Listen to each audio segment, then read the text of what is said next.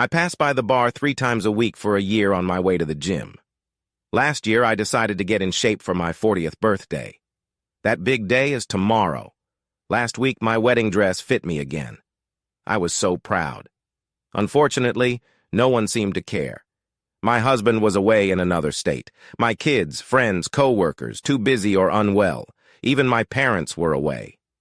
So tonight, I hit the bar. The first drink quickly disappeared. The second one soon followed. Joe bought me a third, despite my words. I'm married, 2 kids. That didn't stop him. He listened, smiled, and then made me laugh. The alcohol helped. I forgot about my problems. Later, an explosion of laughter meant our heads were close. Joe moved closer, but I pulled myself together. I'd better get going, I said, standing up abruptly. I noticed that the bar was empty. Everyone was either heading home or to another bar. The noise in my head meant I couldn't drive. Joe walked me outside despite my protests. I'll get a cab. I'll call an Uber. He'll be here in 5 minutes. We stood and waited. A cool breeze blew across the deserted main street. I shuddered. Joe threw off his coat and threw it over my shoulders. That made me flinch for another reason. He moved forward, wrapping his arms around me. I can't let you freeze. I wanted to snuggle up to him again. It was indecent, and I didn't dare. The Uber arrived, a small sedan with a Middle Eastern driver. I got nervous.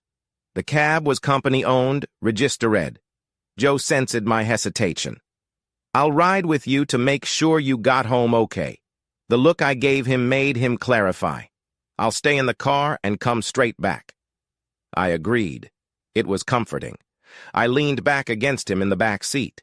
His arm around me again. This time it went higher. His thumb and index finger flirted with my breasts.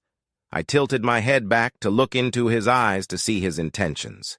He smiled and lowered his face before his lips touched mine for a moment. The shrill ringing of my phone broke the spell. My husband? Yes. I had sobered up. A voicemail notification quickly sounded, followed by 2 messages. Where are you? Are you okay? I'm on my way home. I had a drink after the gym, waited a long time for a cab. Okay, call me later tomorrow. Yeah, right, I thought, like you care. I took Joe's hand away and sat up. His fingertips touched me once more when I moved. Silly girl. What have you gotten yourself into? I made sure there was some space between us. Pull over here somewhere, I said, as the driver pulled over. I got out quickly, not wanting to say goodbye to Joe while there was a barrier between us. He rolled down his window. Thanks for the drink and for listening. We'll wait for you to come inside. I looked back at the house behind me. Sorry, that's not my house. It's the next street over. I should be more careful. You go back. Joe flinched and opened the cab door. You go ahead. It's right down the alley. I turned and walked, ending the conversation. I heard the car door close and then it pulled away. Footsteps behind me. Being cautious wouldn't hurt. I kept walking. The alley was dark, but I knew it well. Joe kept up.